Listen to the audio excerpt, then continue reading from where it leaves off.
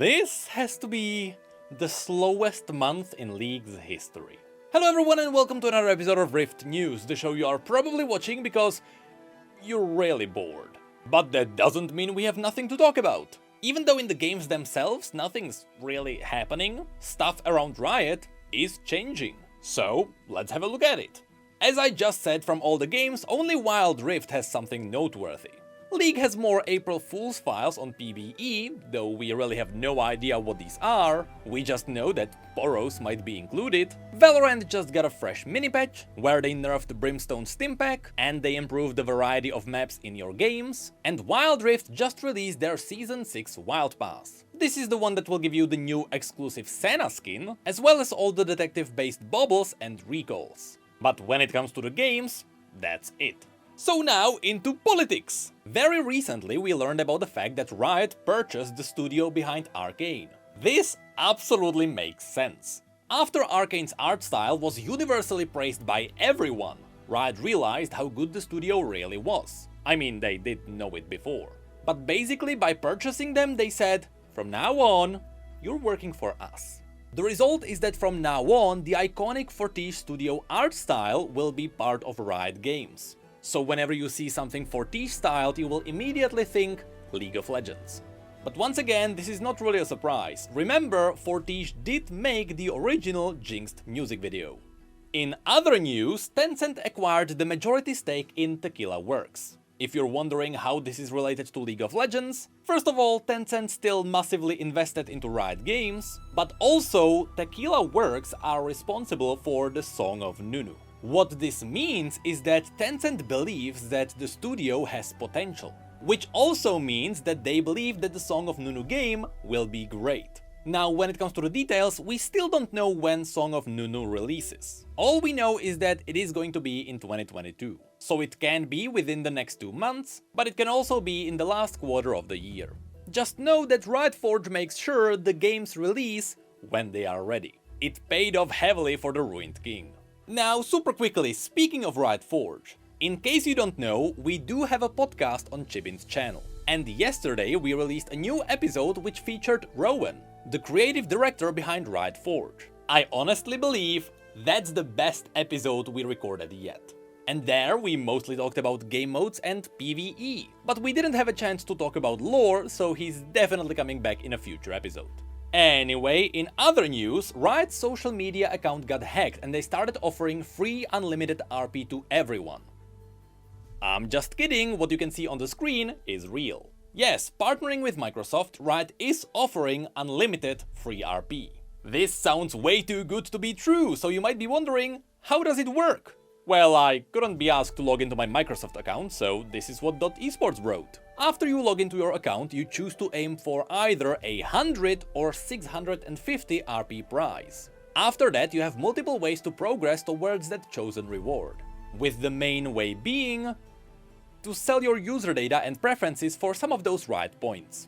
That's right, you let Microsoft harvest your data.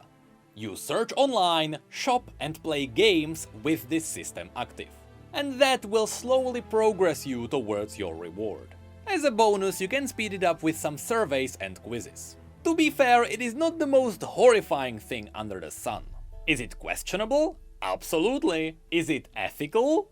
But the good thing is that you know what you are getting into. Usually these things are horrible because the companies are doing this behind your back. Here, you willingly agree to be doing that. I believe that makes a difference. So yeah, if you don't care about the fact that Microsoft will literally see your browser history, give it a try. But now we get into the main story of today's news.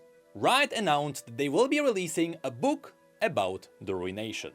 And God is the cover art pretty. This was written by Anthony Reynolds, who wrote stories for Silas, Syndra and pretty much the entire Bilgewater, as well as some of the best stories in League like Turmoil, Aftermath and The Eye in the Abyss. Also, he wrote Garen First Shield. Looking at those stories, I have no doubt this book is going to be awesome. Now, the articles say that this will be the first novel Riot ever released. And that's because Garen First Shield is technically a novella.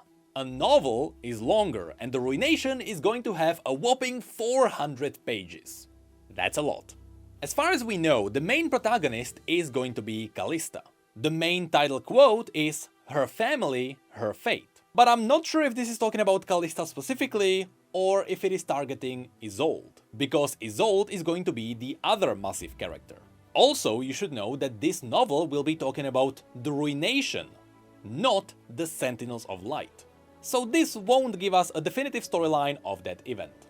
We may, however, dive deeper into Isolde's life.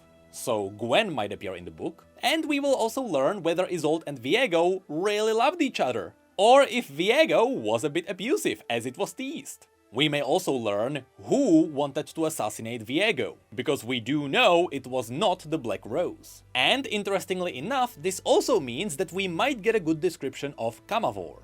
Maybe we will even get a map. Also dragons. And yes, this technically means that Necrit, the advisor of the royal family, might appear in the book too. And since it is focused more on Callista and Ledros, and not the Blessed Isles themselves, it is likely that we won't see too much of Yorick, Thresh or Maokai. In the press reveal info, Riot stated that they know how important the stories are for their champions, and they call this a foundational story for the universe, and that it sheds some new light on the pivotal characters. Orbit, which is the publisher, also mentioned that this won't be just for the League of Legends fans, but it will be for anyone who likes fantastical worlds. Probably kinda like Arcane. The US editor also confirmed that he's been playing League for 10 years, and he mentioned that he's really happy to help publish Riot's first novel. In hindsight, it now makes so much more sense why Riot gave us some details which didn't appear in the lore. For example, we know that the Blade of the Ruined King absorbs a portion of the wielder's soul. This is essentially the king's sacrifice to the kingdom. But we only know about that detail because it was briefly mentioned in an interview. This didn't appear in any story anywhere. And now it makes sense why it never appeared anywhere. It's because in the background they were working on this novel, and they were saving all of these juicy details for that.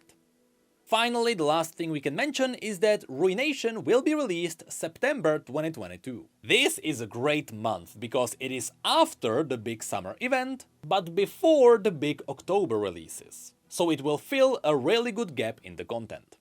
But that is it for this episode of Rift News. Yes, I know it's been a pretty slow month. We have no idea when the next champion arrives, but at least the company side of Riot is making things interesting. Personally, after learning about the fact that Ruination is getting its own novel, I started thinking about the possibility that I might stream reading the book. However, remember, I am dyslexic. It will be a horrible experience for both you and me. I know, what a great trait to have when your job is reading.